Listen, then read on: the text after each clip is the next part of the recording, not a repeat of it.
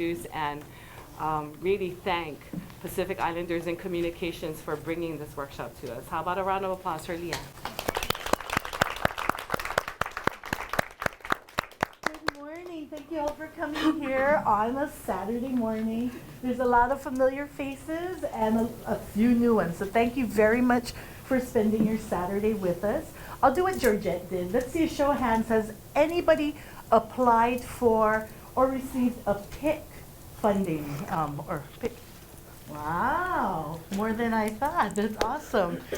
Part of the reason that we wanted to have a workshop like this, ulterior motives, is Ciara's going to go over overall grant applying, but it'll still pertain to our grants that we put out. So, you know, after you go through this class, it would be great to come onto our website, pitcom.org, and see what we have to offer. Or you can come and talk to me or Malu outside and just ask us questions about it. But again, thank you very much for being here, and please enjoy the wonderful Ciara Lacy.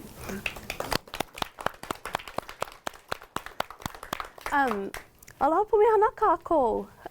Really, I love all of you because you're my favorite kind of nerd. It's 9 a.m., 9:30 a.m. on a Saturday morning, and you're here to talk about grant writing, which is not the sexiest thing when you tell somebody, oh, what do you do? I'm like, I can write grants. But it is sexy. And why is it sexy? Because it's the way you're going to get your work made, right? We live in a world where things move with money. And so while we can use sweat equity and all the other things to get something done, having money to make your project and make your dream realized is really important sometimes. You still got to pay for lunch somehow, right? And before we get started, I just want to mahalo to Olelo and to Pacific Islanders in Communications.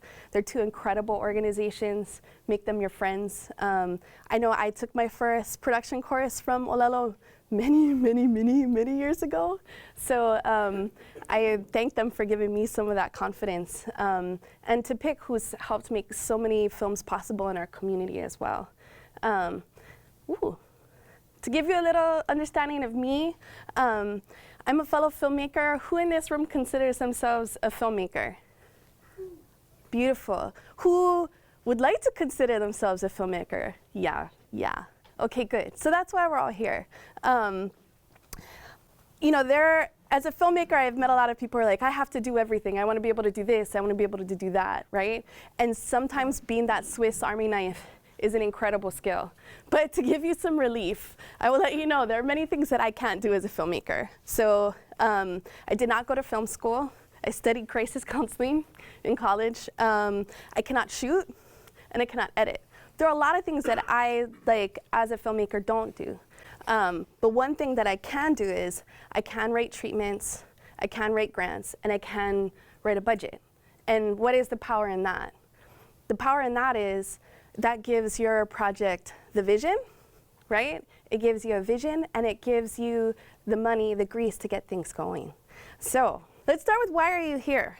You know, one of the incredible things about the grant writing process is it forces you to think about your project, right? You might have this idea that's loose in your mind, and the process of writing a grant really forces you to think through all the details of it.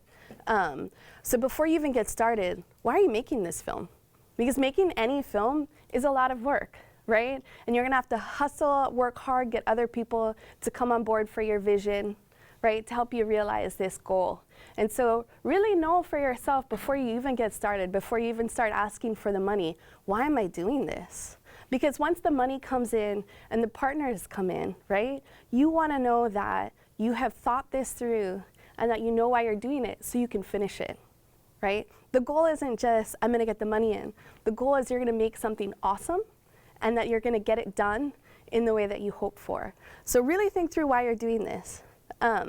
Some of these we've already asked before, but I didn't ask, I don't know if I asked, has anyone written a grant before? Okay, good, that's why we're here. So let's start connecting dots to get your movie made and get that grant done. Who gives you money for a grant, right? These are some statistics about where to get money for grant writing, right?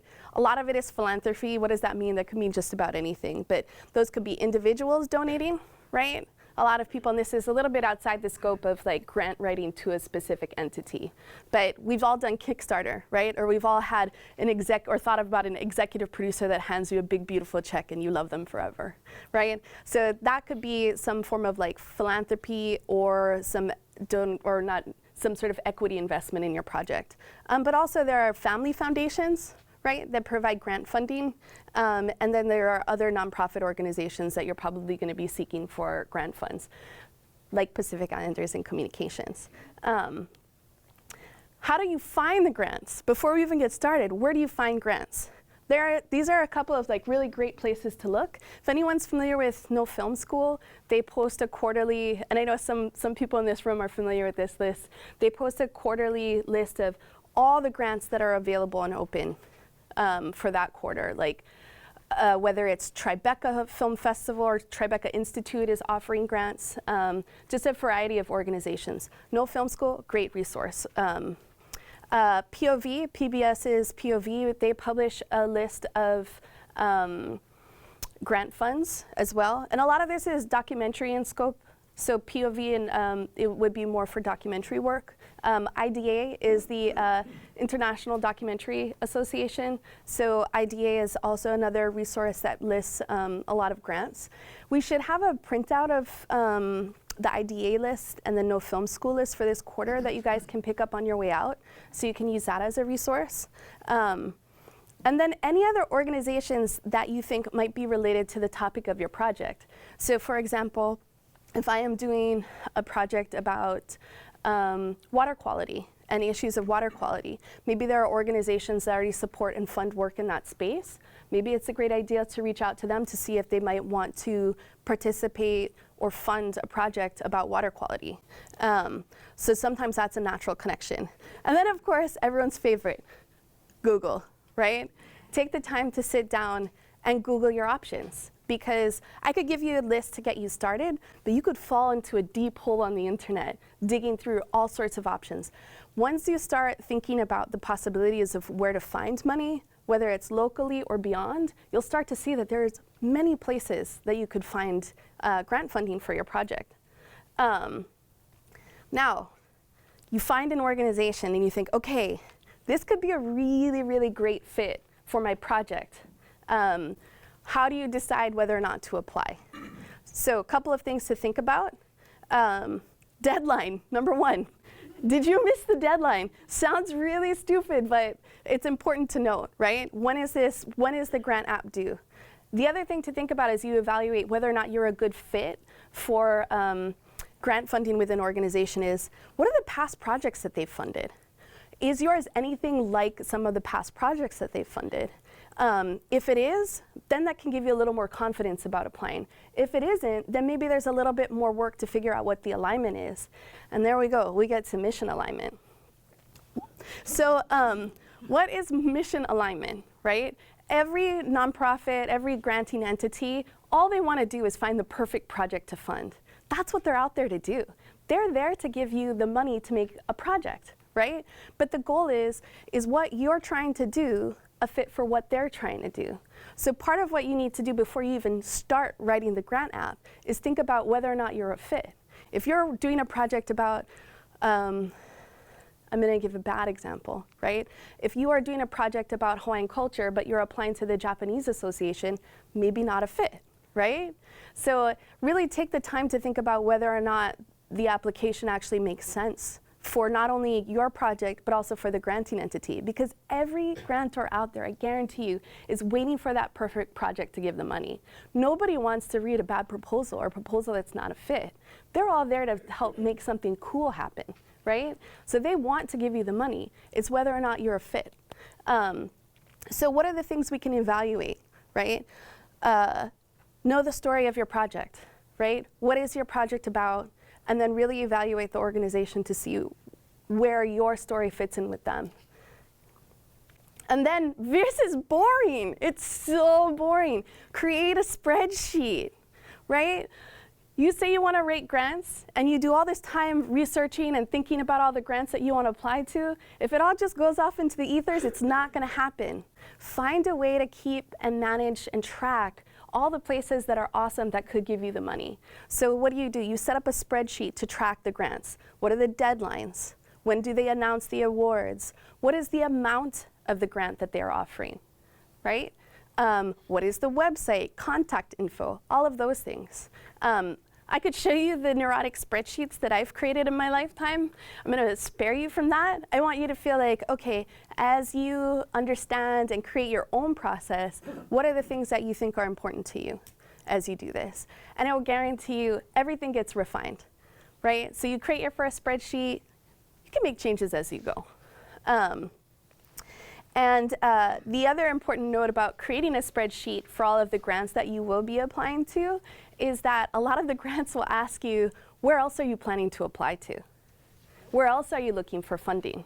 Because a lot of organizations will think that they can't fund your entire project by themselves, right? So if they can't fund it, they want to know that you have a plan to find the money elsewhere. So, awesome. Once you create this spreadsheet, when you have to, and we will get to this section of the grant application later, but when you get to that section, easy, you're ready to go because you already have a spreadsheet in place to kind of track all the work that you have to do. And so yes, Ciara, do I have to apply to more than one grant? Yes, I highly recommend it. When you applied to college, did you only apply to one college? Okay, maybe. But a lot of people apply to many colleges, right? And I kind of like use that as an analogy. Like give yourself options. You probably, even better, did you only apply to one job? If you did, really lucky, good for you. But a lot of us end up having to apply to many jobs to get the job that we want. And just think about it that way. You know, you might get rejected from some of it, but really all you need is 1 or 2 yeses, right? So get yourself in that right mindset. The next thing, and a lot of what we're going to be talking today is about just creating a process for you. Because the idea of like writing a grant can be huge. It's like too much to even think about. So I'm just going to break things down to create a process for you so you understand how to keep track of all of it. Otherwise, it could be just a big mess.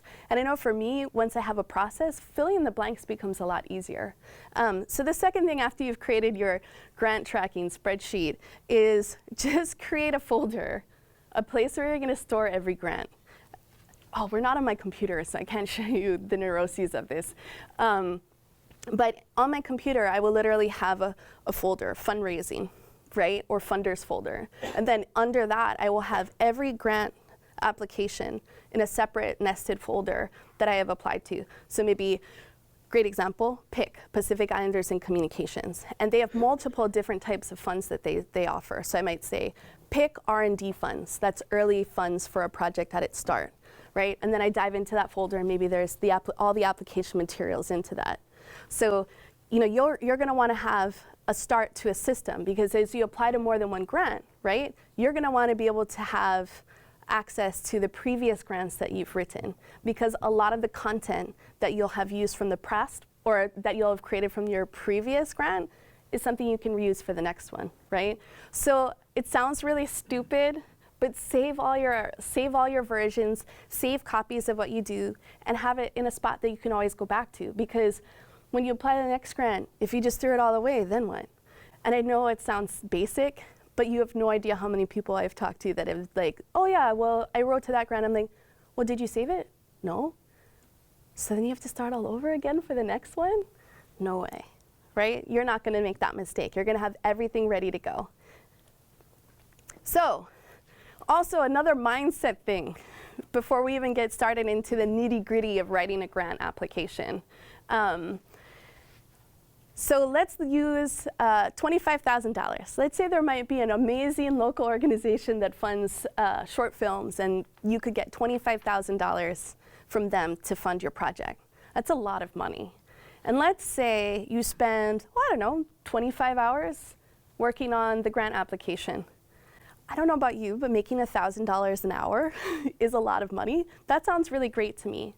So I'm just breaking this down to you because I know for a lot of people, writing a grant takes time, it's tedious. But if you don't put in the time and you don't submit yourself to the tedium, then you're not going to reap the benefit. And if you really think about it, if you're only putting in 25 hours, even 40 hours to get the sum of money that you're requesting, it's not a big ask, right? And if you actually put in the time, you're increasing your likelihood of winning the grant. Because throwing it together like a bad high school assignment that you just finished at the last minute isn't going to win you the award. It's just not. There are too many other people in competition that are trying to realize their dreams as well. So in respect to your own dream and their dreams, put in the time, do the work, you know? $1,000 an hour if you only spend $25 and win $25,000. Hey, that's not bad, right? So second to that, I also, and this is again a little bit of a housekeeping thing before you get started, a lot of granting entities have an online portal that you have to submit through. And so you have to start an account and all of those things. And some of the accounts take days to turn around. So if it is due on September 13th, do not throw it all online on September 13th. As soon as you start working on the application, form the account right away so that if there are any problems with the account, any problems with the portal, no problem. You've had plenty of time for that to happen, because I have seen a lot of people at the 9th hour say, I want to submit to this grant, and unfortunately, you know, some of these entities, they have their own process. You're not the only one applying. And you know, as somebody asking for money, you don't want to be a pain at the last minute being like, hey, can you make an exception for me? Can you turn around my approval on my login and password right away? It's not what you want to do. You want to put your best foot forward and really make them feel confident about giving you the money for your project. So once you find out a project or a grant is a really good alignment for the project you want to do, look at how you submit, right? Is it just an email? Is there an online portal that you have to start putting things onto? And also know that a lot of people might be last minute, right? It's human nature. That's okay. But also recognize that all these people swarming on an online portal at the same time means that sometimes it'll cause these websites to crash, right? So if everything's due at 5 p.m. Pacific, right, and everyone's submitting at 4:30 and the site crashes, whose fault is that going to be? You don't want to be stressing out, having worked all these hours prepping your application, and then the portal crashes. And then you have to submit an email begging somebody to like consider letting you apply and giving you some extra time to upload your materials. Don't let yourself get in that trap. Save yourself the pain. And also let's talk about rejection, right, before we even get started. Know that some grants are more competitive than others, right? And that's totally fine. Understand what that level of competition is, and know that you should still apply, because you never know. And also, if you get rejected from a grant, that current no is not a no later. So what do I mean by that? Every organization is different. Some organizations want to see that you stick with the project and they want to see it develop a little further. So a no today might not be a no in another year. And as you get to learn, understand, and track these organizations, you'll understand that, oh, they wait for projects to get to the right stage to fund. So again, you know, a no now might be a yes later. A no now might mean, can I get some feedback? You know, could you get some feedback to improve the content of your grant? Why was it a no, right? And once you begin to understand those things, you can start to refine your materials, right? Because every step of the way, every grant, every version of this grant for your project that you submit makes your content just a little bit better, right? Because when you come back to it for the next grant, you're always going to be tweaking a little bit more. Okay, so finally, let's look at an application. Again, using the analogy of applying to college, yeah. I'm a little too old, so I missed this like really miraculous thing called, I think it's like the Common Core application to college. So I did not experience that, but they do have it now. And so what is that? You fill out this one grant application, it's a one-size-fits-all, and it'll fit for a variety of organizations, right? Thank goodness, because I have heard a lot of fellow filmmakers complaining, man, every time I write a grant, I have to start all over again because this grant asks for 300 words, and this grant asks for 500 words, and this one asks for 100 words, and you're always cutting and pasting and retooling things to fit in the box of what the organization requests. Thank goodness there is now a Common Core application for a lot of organizations. So I'm going to use that as the basis to start our conversation because that just makes it simpler. But know that even though we are going through the Common Core application, not every entity subscribes to that, right? So, you know, you might be asked different things from different organizations. So just prepare yourself. But we'll start with the basics. So this is the Documentary Common Core Application Proposal Checklist. It's a lot of words. We're going to break this down, so don't worry about all of those words on the page. This is about 3 pages of things that you're going to have to assemble. Again, I use this as our example because it's a really good basic place for us to get started, and hopefully for those of you who are working in the documentary space, this is something relevant for you. But it's also something that like other organizations like Sundance are using as well. So the Common Core application is also relevant for narrative projects. The Sundance Institute and a variety of organizations helped to develop it over the last couple of years. So if you're applying to Sundance, you know, this is, I believe this is the same application that they might ask of you as well. So before you get started, you're telling 2 stories with your filmmaking grant application, right? So one, there is the story of your film, right? I am telling the story of a young woman who is growing up in Mililani and works at Walmart. It's a thinly veiled story. So that could be just the story of your film, right? Of the actual film. Then there's the story about the making of the film, right? That's the whole package. Why are you that authentic storyteller, right? Why are you the team to make this film? So there's a difference, right? There's why the actual film is cool, and there's why the people making the film is, and the person making the film is important. So there are 2 stories that you're telling as you create these grants, and really keep that in mind. And just some like really boring basics, like as you start to tell these stories, think about like how you're reaching people, right? Are you reaching them on an emotional level? Are you reaching them on an intellectual level? Like, what are the things that you're doing to get people excited about the story you're telling? So the details of a project description. So that's the first, right now we're diving into that very first section of the Common Core app, the project description. So the first thing they ask for is a log line. I've got a couple versions up here. Who here has written a log line before? Oh, like everybody? Awesome, awesome. Everyone has their own formula for writing a log line. So with today, I've been really hesitant to give a lot of examples because I don't want you to see like these examples and say, oh, that's how it has to be done, because that's not the truth.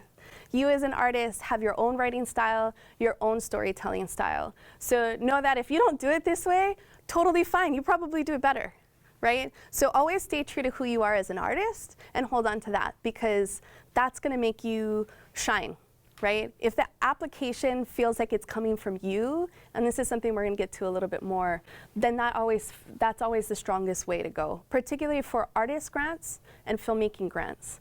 Very different from the world of RFPs and state and federal grants. So if you have a friend who might be writing grants for, you know, $1 million Department of Transportation grants, right? They're probably experts at that, but they might not be experts at writing a grant for an artist. Very different style of writing. So yeah, when it comes to your logline, again, you want it to be pithy, so make sure it's short.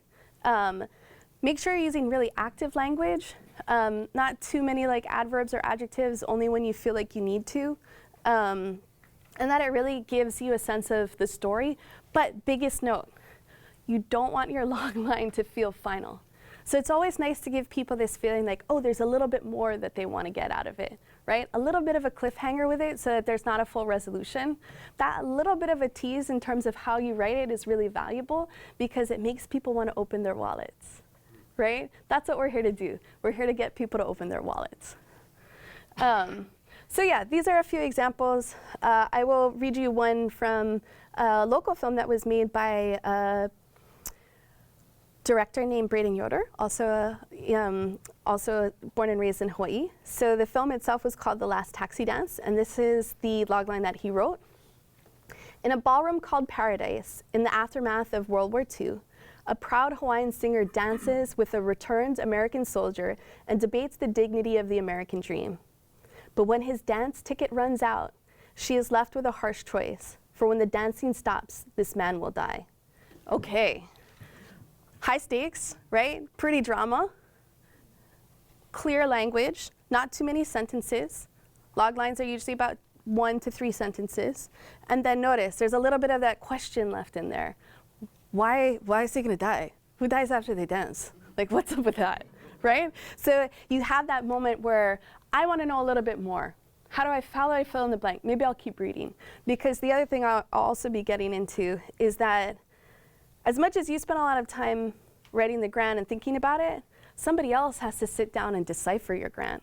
And I have to say, like, I've worked as a grant reader. So I've read grants for, was it the NEH or the NEA? So I've read nationally written grants before, and I've scored them. And what they do is they give you this like rubric, this checklist that you have to go through. And as you're checking off stuff, all you're looking for is something like interesting, something different, something fun. Like after I'm going through 60 grants, right?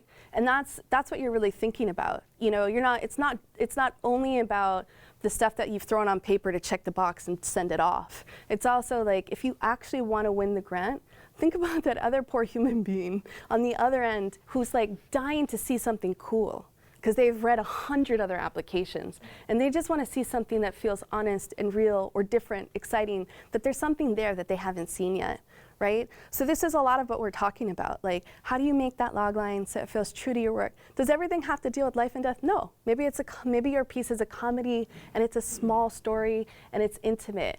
That's great too, right? But embrace what your work is, and really find a way to communicate it so other people can get excited about it. And again, a lot of what I'm going to be talking today is about process, how to develop a way to like understand how to work on these grants and create them. Not a way to say, oh, this is how you write it exactly, right? It's about how you develop as an artist so you know how you can make it so your application feels like it's true to you. I don't want any of your grants to sound like it's true to me. That's horrific.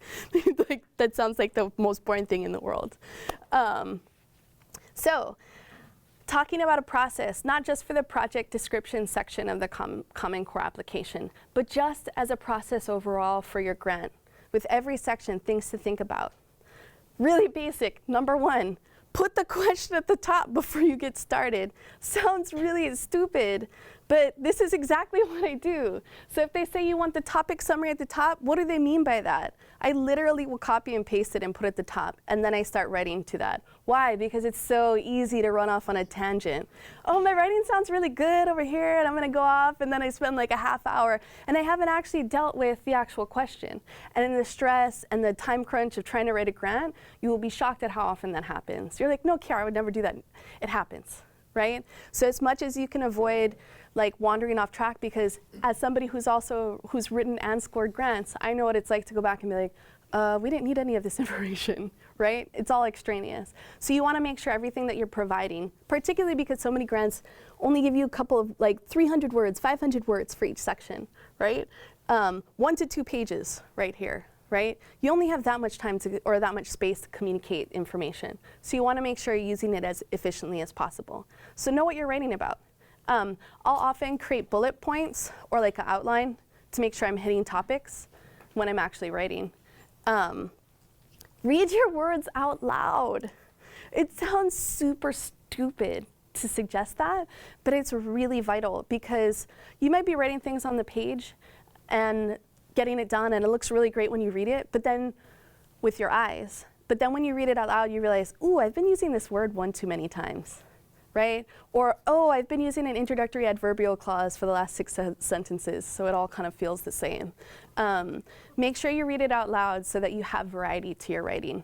And then it actually feels like exciting, right? If you feel like you are writing a report for science class, and this is an artistic grant, right? And you're not feeling it, when you read it out loud, it's not going to feel it. And when the person months later goes to score the grant, they're not going to feel it either, right? So knowing like that your words are doing what they're supposed to is really important. Read your stuff out loud.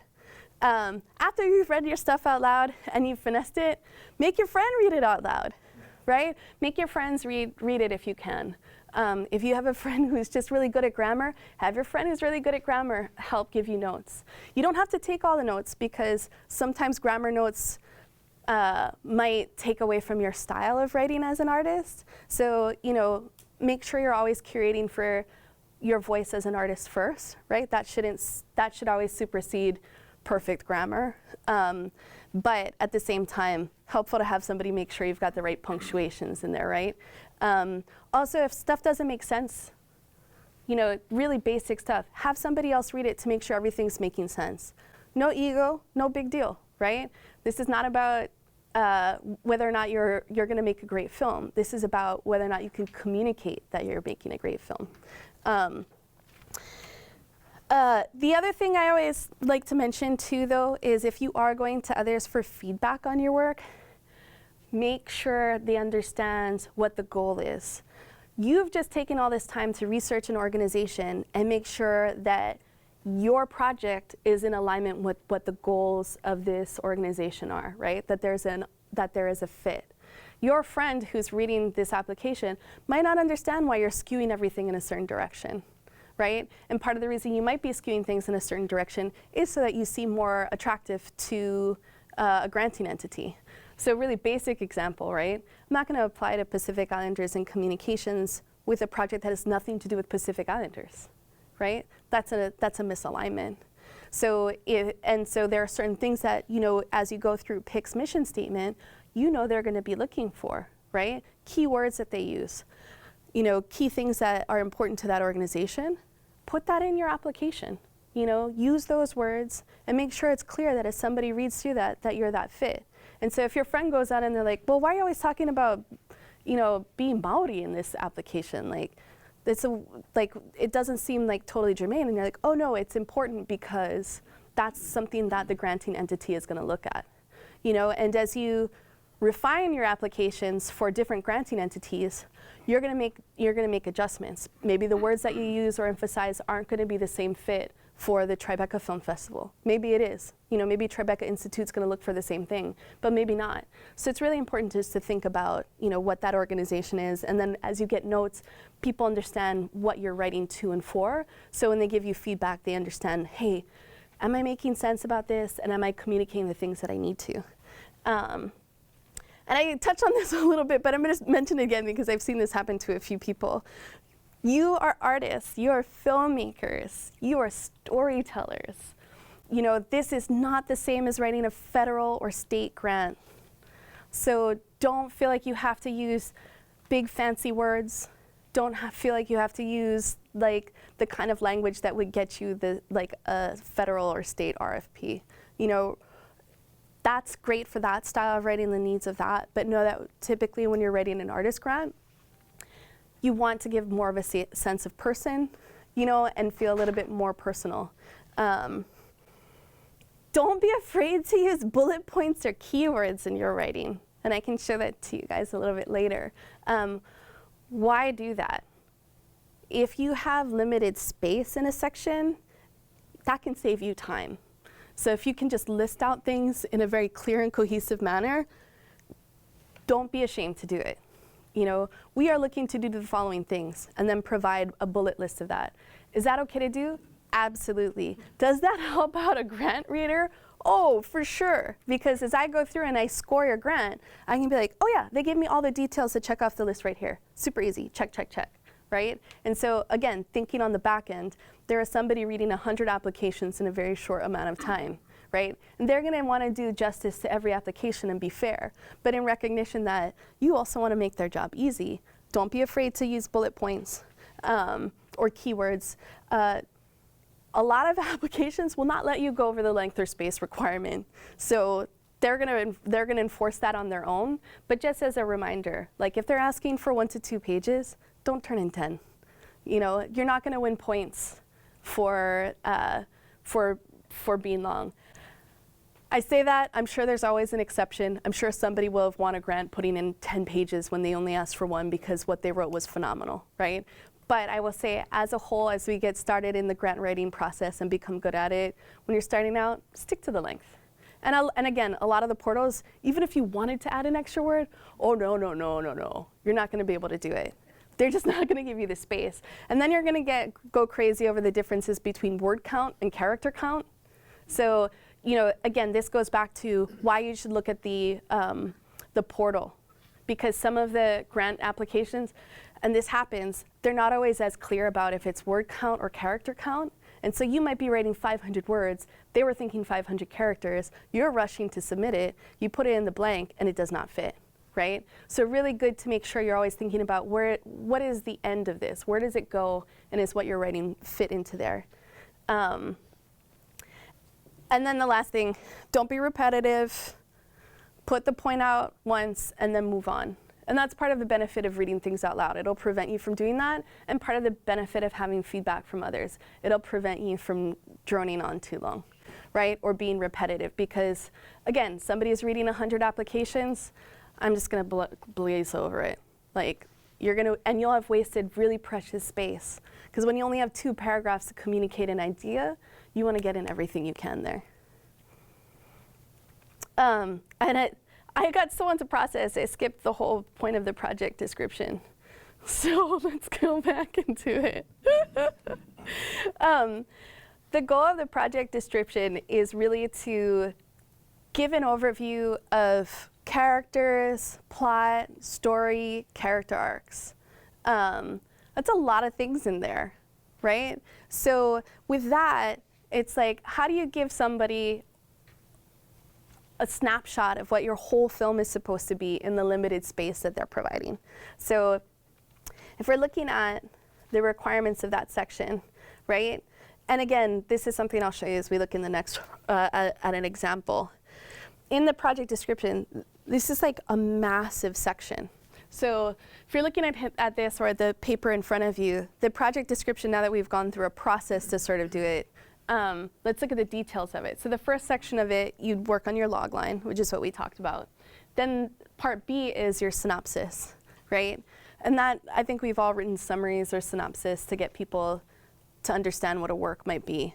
So I'm not gonna dive too deep into that, but that is 1 to 2 pages, right? So it's a lot of content to get across.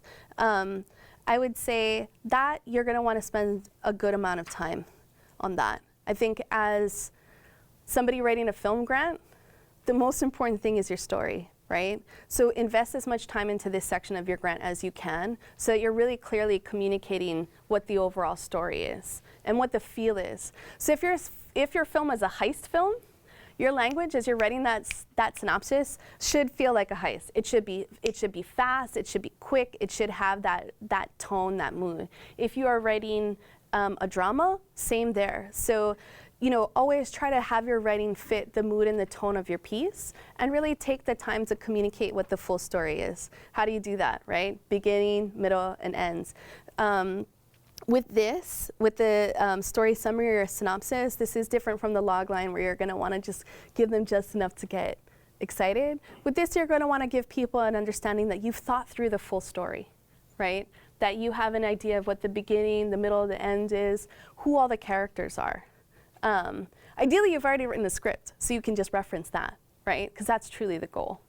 For those of you in the documentary space, right, and if you're at R&D in the beginning on a project, Ciara, how do I do this? I don't know how it's gonna end. This is real life. Ah, true.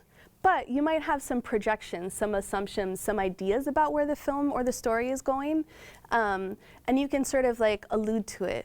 You know, you don't have to say you know how the competition, the football competition is gonna end, right, for your documentary. If it's let's say you're doing a documentary about Kahuku football team, right, going to state championships, right? You might not know who's gonna win, but you can write your story summary leading up into that. And you can say that that's the beauty of this documentary, right? The question of, will our characters win? How hard they fought for this, right? And what it means to this community. So it's okay if you as a documentary filmmaker don't know what the end of your project is just yet. just get people excited to give you the money so that they can find out, right? And as you are at different stages, and this again is for documentary, as you apply for grant funds at different stages in your project, how you communicate the story is going to advance too, right? Because we're working with real life. Unless, of course, you're working on a archival piece, in which case you already are familiar or aware of what the end might be, right? If you're doing true crime, we unfortunately know where it ends, right? Topic summary. This is something I see a lot in, and again, I'm just advancing to the next section. Topic summary is something we see a lot in documentary. So let's say you are doing a film about Native Hawaiians in the prison system, right? The topic summary section is going to explain, why should anyone care about this? Why is this important, right? Why are you the best person to do this? You know, provide details, social relevance, social impact, all of those things. Maybe it's because there are a lot of Hawaiians who are in prison, right? And that is an issue that's been longstanding in the community for a really long time, and that needs to be addressed. And for this section, for a topic summary specifically, I would say use statistics, use details, use facts. That only provides more credibility to the importance of what you're trying to do. That's, you know, for documentary, but it's not, it could also be hyper relevant for narrative as well. Let's say you're doing an Erin Brockovich, I don't know, bad example. But like if you're writing the topic summary for Erin Brockovich, right? Like that's a film about a variety of things that you could hit on that have, you know, important relevance that you could hit on. So always important to include that information. The other thing in the topic summary that's really important, I'm going to highlight this to you, and you will keep this in the back of your mind with every grant that you write. Why this project is timely or urgent. Why this project is timely and urgent. Why is that important? Because if I'm looking at 100, 1,000, even 8,000 grant applications, why should I, when I get back down to the pool of like a handful of incredible grants, pick your film over another? And oftentimes, the choice is because it has to happen now, right? There is something about your story that has an immediacy of it. There is a court case coming up. We need the funds to film the court case because that's going to help determine a critical element of the story. Open your wallet and you can make this happen. Right? We are making this narrative film about an issue in our community.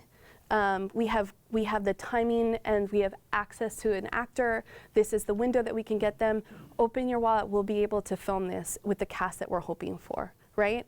One of the things that you can help differentiate is yourself from other incredible grants is making people aware that there is an immediacy to your need. So that's a really important thing to always think about because in a competitive space, that can also often give you an advantage. Artistic approach. You're all artists, right? And we're all different. What I do is what I do. What you do is what you do. So take the time to really think about what is your sensibility as an artist? How would you want to communicate your story? How would it feel? You know, what are the things that are important to you? No two artist statements should ever read or feel the same. Again, this is why I'm hesitant to show you what I would write, right? Because then you're going to want to, because I've done this myself. Oh, so-and-so did this? I'm just going to write what they, like how they did it, right? Awesome, but I'm not them. And that doesn't feel honest or true, right? So take your time, sit down and think about what's right for you and who you are and tell your story and your approach to the story in the way that's you. You know, if you send this section to a friend and they read it and they say, it doesn't sound like you, then you're like, okay, I better go back and rewrite it, right? Also, the artistic approach section is a section where you can be that bleeding artist. Why this creative vision, why this story is so important to tell. You know, again, this is what differentiates this kind of application from like a state or federal grant. They actually want to know why you need to tell this. And this is something that's really important in movie making as a whole right now, right? As storytellers, it's so important right now to know that what is the authenticity for you in the story that you're telling? How do you connect to this story? Why are you the only person that can do it? You know, maybe you've never been to prison. Why should you tell a story about prison, right? What is your access point? Maybe it's not because you've been to prison. Maybe it's because you have a shared cultural connection. Maybe it's because you connect with this idea of like trying to come back after you've had a really rough run, right? And what is that process of trying to be that phoenix coming back from the fire? And that's something that speaks to you. Find out what your access point is for this story, you know, and then really communicate that. That's really important to do. And honestly, this is the gift of grant writing that people don't think about. Because if you understand that, then the grant has just really forced you to think through why you're actually making this film, right? And that's a beautiful thing. If you didn't know that before, the grant's gonna make you figure it out. And then the project stage and timeline, we'll run through that a little bit later. I don't wanna spend too much time on it because really it's just about sitting down and thinking through all the things that have to get checked off. So like, in March, we're gonna do this. In May, we're gonna do this, and really just be clear about the phases of your project. But we'll go through that a little bit later. So really quickly, don't worry guys, this is the most important stuff, because going through the details of each section of the application, I've already given you what they're asking for. If you don't have a process or a way to think about it, then going through this you're just gonna go through the motions. So really it's about having a process. So to give you an idea of what it could look like, this is for a PIC awarded project. Notice that, again, I talked about bullet points for your grants, also headers. So in that project description, remember, it's like 1A, 1B, 1C, right? There's all these chunks. So know that you can just break it out. Why do you break it out? Oh my gosh, as a reader, it's so much easier to get. Right? So it's super clear. Do you have to break it out like this? No. You could put logline, colon, write the logline. You could do it capitalize, underline. Some portals, you just have to paste it in. But again, you know, think about how it's being presented on the page. So when the person actually goes down to look for that part of the description, it's really easy for them to check off. Yeah, this isn't a little bit. Okay, very quickly, because I know we're running out of time, I'm going to run through a few other things. Ciara, I have no idea how to write an audience and distribution plan. Totally fine. How do you do that? Research. Research and Googling is your biggest tool. So let's say you are writing an animated short film for children, right? And you are writing a grant to PIC for it. So what do? For that grant, I would say research how many kids watch PBS. Research statistics on kids' viewing behavior, right? What kind of content they're looking for, what are gaps in there. So you can start to use all these numbers and facts to really show why there's a need for your project, right? Who are the potential people that could watch it, and what would they get out of it? Don't just say, adults 18 to 45, right? Adults 18 to 60. Let's give some details, because really this niche of audiences, the specificity is gonna help you, right? So really think about who is that person that you'd wanna watch this film. And know that it might not just be one thing. In filmmaking, we break these down into sections. So this might be your core niche, this is your ideal, you know, and it could break out to different sections. So like, maybe you could start with the independent film audience, right? That might be one thing that you want to say, but there are different audiences too. Maybe it's also people who are interested in environmental causes, right? And issues of climate change, right? So could these be two different audiences? Absolutely, but could both audiences or niches be interested in your film? Absolutely. So really think through, what are the topics or subjects in your film, and who are the types of people that might connect with this? And then as you're trying to define the size of it, let's say you're doing a film about scuba diving, right? Oh my God, there could be millions of people around the world that scuba dive, and that there's a Facebook page with 20 million people that follow it. If I put that in a grant application, that's a pretty compelling, compelling way to reach an audience, right? Saying that, oh, we have the audience for scuba diving worldwide is XYZ large. The largest Facebook page in regards to this is this big. I see that, I recognize immediately, oh, there's an audience for this, and places and ways that we can reach them. Awesome.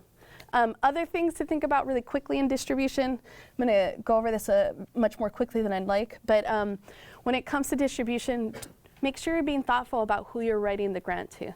So don't write I really want my film to show on HBO, but you're writing a grant to PBS. Sounds silly, but I've seen it happen. Make sure that you know where you want your project to go and that you're consistent as you communicate it. You know, don't just, you know, as you refine your grant application for different entities, totally cool, because you're going to want it to fit in line with what they're asking for. The other issue, though, is don't manipulate it so much that you've changed your plan altogether and that it doesn't make sense, or that you might be lying, you know, or unless it's, you know, sometimes plans change midstream anyway, that's fine, but know that also it's a smaller community that reads these grants. So the same person that might have read the grant you submitted to one entity might read for an entity that you applied to 2 years later, right? So they might recognize the application. And that could be a good thing because they could see the advancement in your work, but if there are changes to it, they might also recognize that as well and want to ask questions. Last couple of things. Who are your key creatives? I always say package, package, package. What does that mean? As you're assembling your team for your project and presenting it in your grant application, make sure that you're thinking about who are the people that you have access to that are going to be really great partners for you and you're going to want to work with. And also, if there are any gaps, what does that mean? Let's say everyone on board on your project has never made a film before. That's okay, right? But if somebody is scoring a grant for $25,000, how are you going to give them confidence to invest in you if you've never done this before? Great. This is why I bring up packaging. Find someone who can advise, who can participate on your project in some way, who's willing to lend their experience to you, even if it's just in like a consultant capacity, so that the person who's reading your application can say, oh, well, this person's done work for HBO before. I feel better about this. Right? So, or this person has done projects that cost, you know, XYZ dollars, so they can definitely help this project happen. So, you know, if you are looking at your team's awesome, and you're just not sure, I would say dive into, okay, what can I do to add value in places that might be a gap. Fundraising strategy. This section should be easy, if only because we've already talked about how to create a spreadsheet and the plan for it. So this section is really just about creating a table or your plan about these are all the places I'm going to apply to. This is how much that they offer. But because you've been creating this as you go as part of your process to track the grants that you're writing, should be super easy. Last question, how much do you ask for? If your project budget is $15,000, don't ask for $25,000. If your project budget is worth $15,000 and the organization funding provides $15,000, ask for the $15,000. The organization can always make the choice to provide you with less, but if you have the opportunity to get your project fully funded in one place, do it. A lot of organizations, they'll just make the choice. I've reached out to organizations to ask for 25 and still gotten 10. Am I still stoked? Absolutely. I say thank you and we take the money. Right? And then we do a great job with it. Okay, and then budget games. I love writing budgets. I don't think we're going to get a ton of time to talk about this, so I'll have everyone ask any questions afterwards. Couple things. If you've never written a budget before, right? Ciara, I have no idea how much we need for hard drives. Easy. I am the stupidest person in the room every time I do this. As my job as a producer, like when I put my producer hat on, it is not for me to know anything. It is for me to know nothing.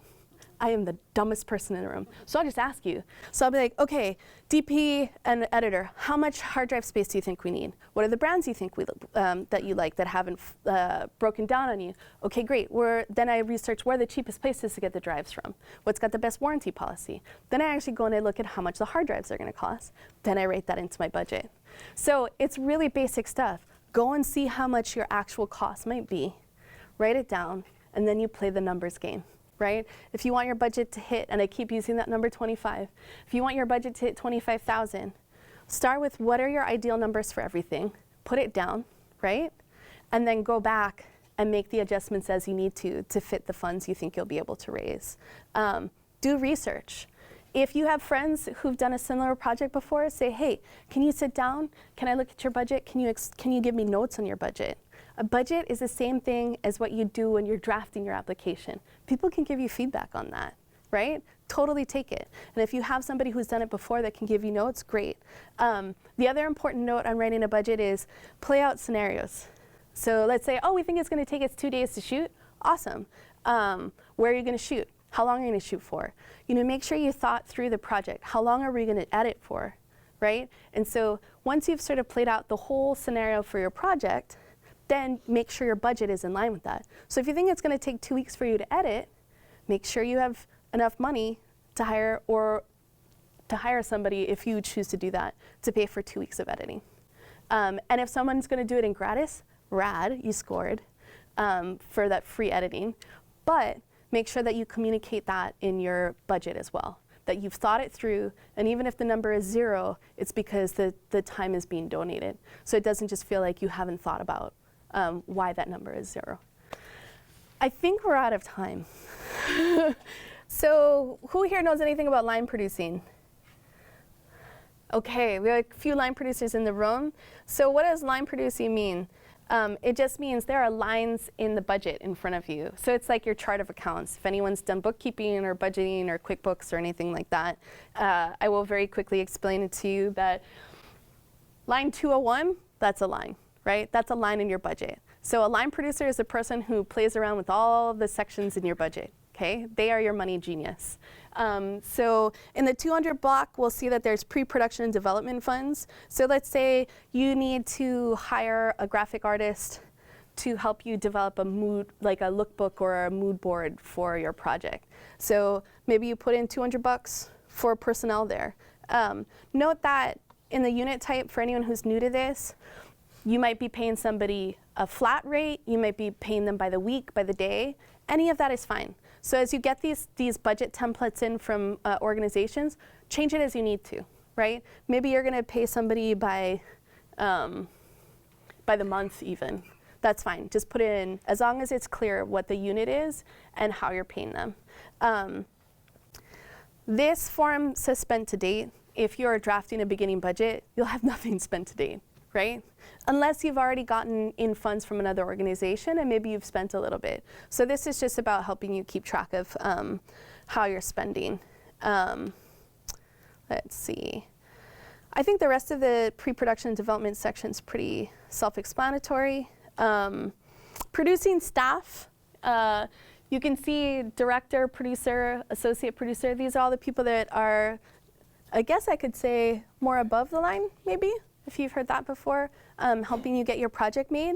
Quick note on that. I've seen a lot of projects where the directors get $0. We love you, directors. If you're paying other people hundreds of dollars, at least pay yourself something, because you're putting your heart and soul into the project, even if it's a little bit, because it does help. And it makes a difference.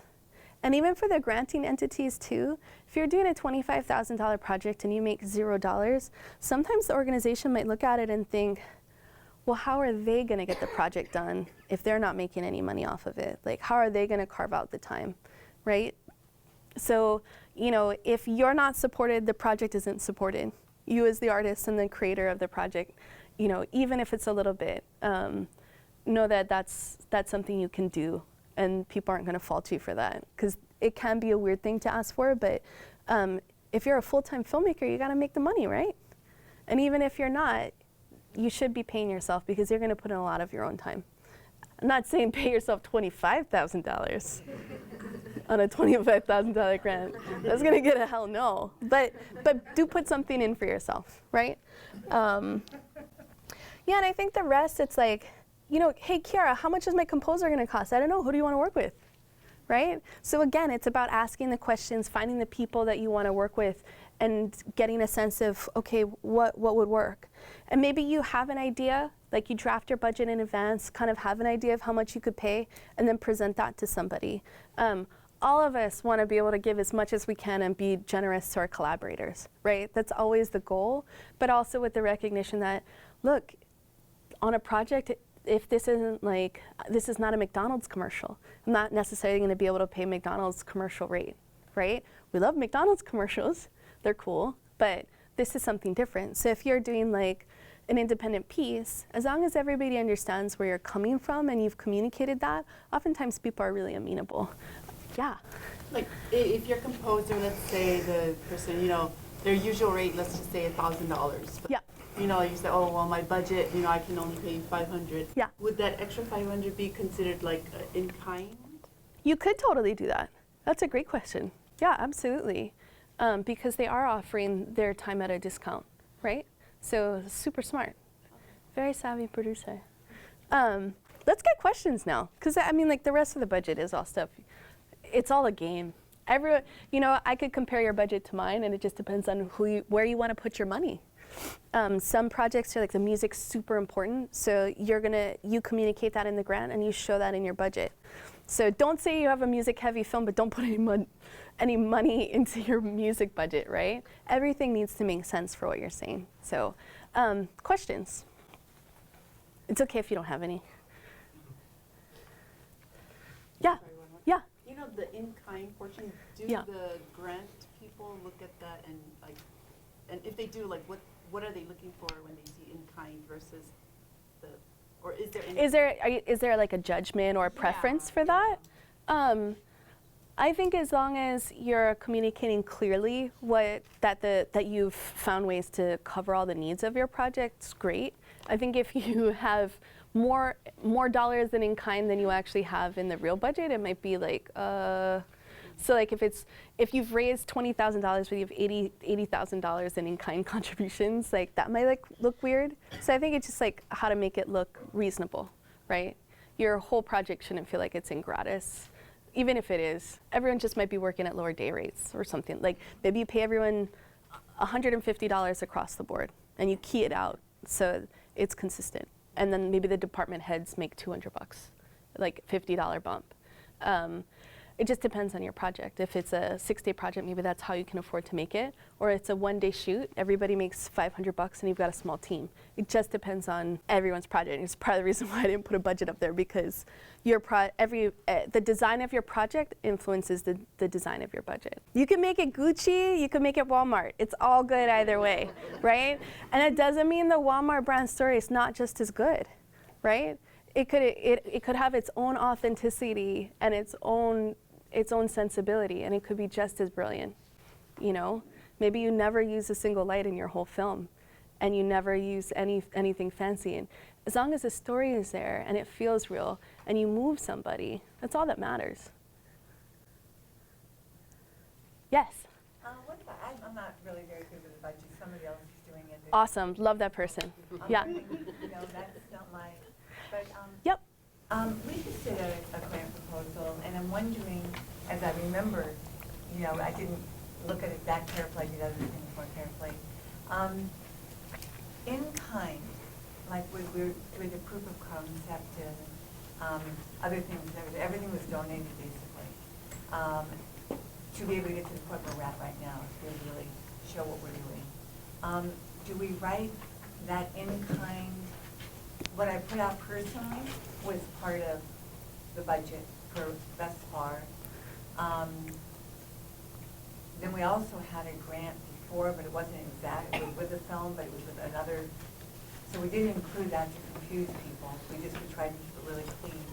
But what about like all the equipment and everybody on the team? Everybody came together. Everybody put everything in there. Is that an in-kind expenses spent so far?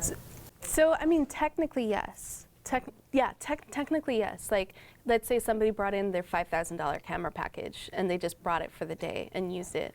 And that's like, this is complex, but like the total cost of that person's kit, like, let's say their kit was $25,000. So it came with the lenses, all the things, right? But the day rental on that kit would have been like $850, right? So then the in-kind wouldn't have been $25. It would have been $850 for the day rate. And then you could potentially put that in. The thing you want to be careful about is the in-kind should feel commensurate with what the actual like production budget or the things that you're looking to fundraise for later. And also be aware that some granting entities or the majority don't back fund.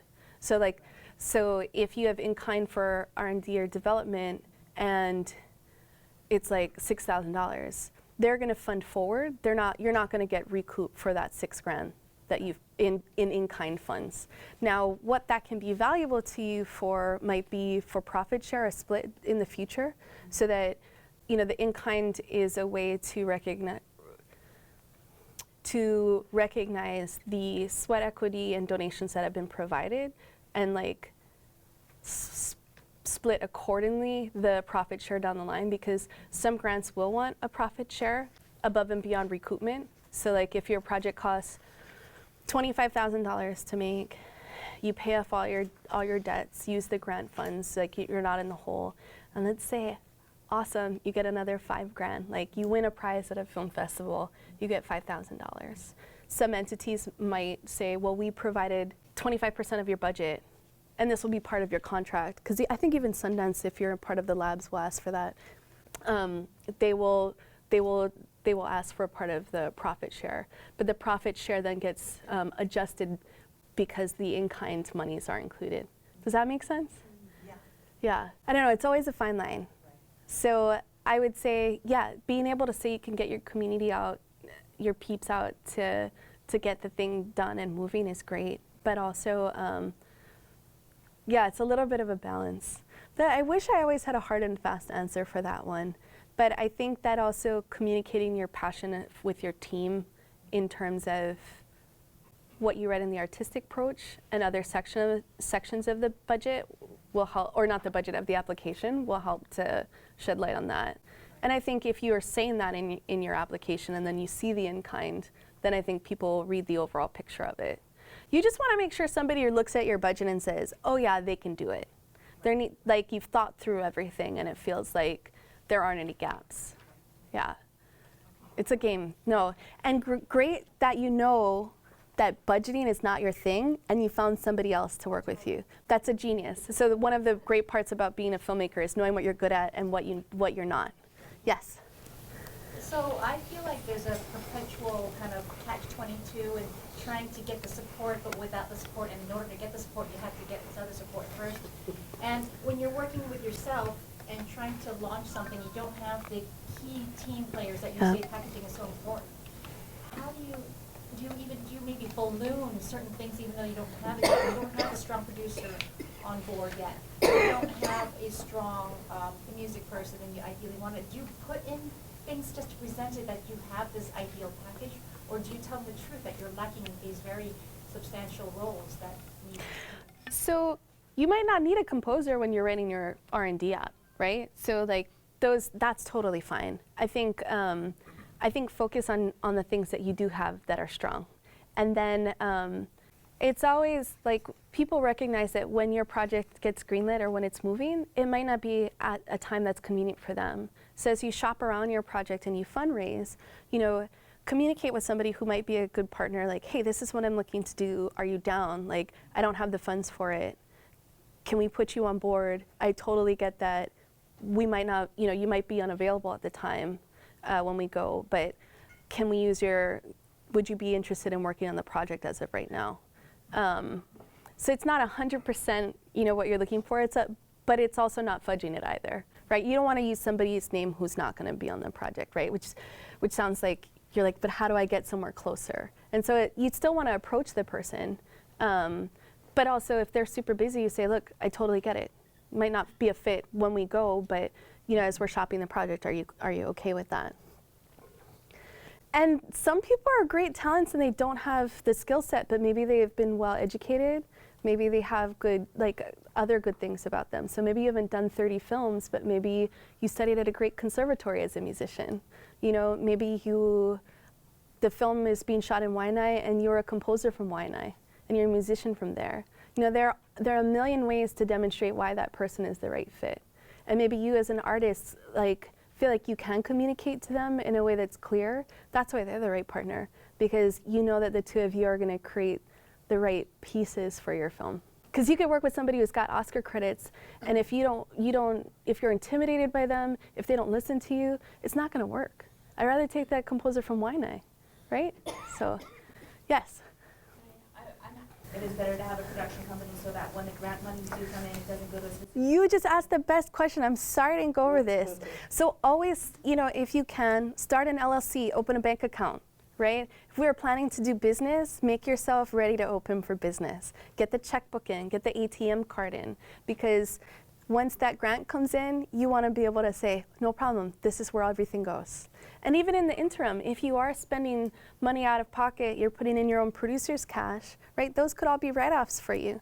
So super great, super smart question. If you've never done this before, right? There's the Business Action Resource Center that the state has.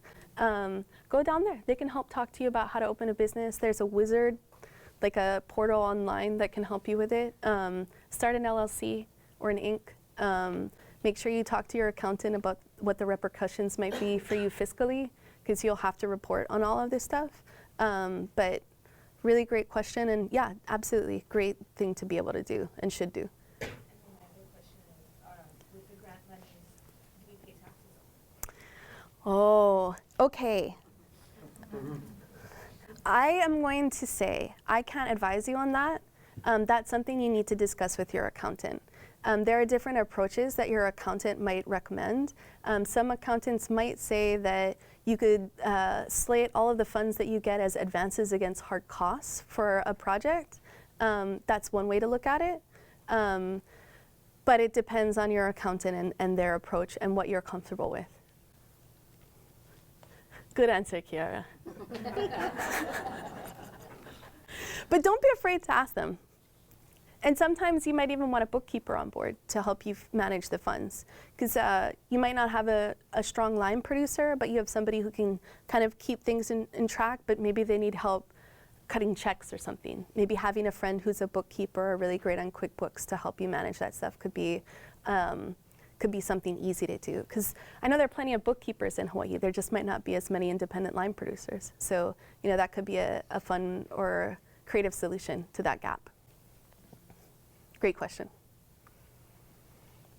So many LLCs. I have so many LLCs. So, yeah.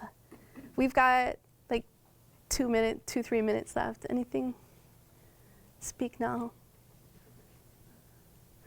Yes. As someone who has read applications, do you have any pet peeves? Like when you read an application, you go, oh no. Okay. Please don't do this. Please don't make me read this. Oh man. I'm sure that's not my personality. I'm sure there are people that are. You know what? I think for me, it might be I'm getting fancy big words that don't say anything. Don't feel like you have to sound important or fancy. Don't waste time with just putting big words down on the paper. Tell your story. That's all we're here for, right? And as long as you communicate why you're excited about your story and why it's going to be valuable for somebody else on the other end to see it, that's all you need to do. You don't have to use words that you had to Google or check the thesaurus for, because that feels, I don't know, doesn't feel honest to me. Yeah, just thank you, yes. Be who you are, and don't feel like you're writing a paper for, you're writing a paper for English 200, and you're just trying to fill the gap. I'd rather you not put anything down, because if you feel like you got there and you did the best you could, great. And truly that's all it is. Grants are an incredible way to fund your film.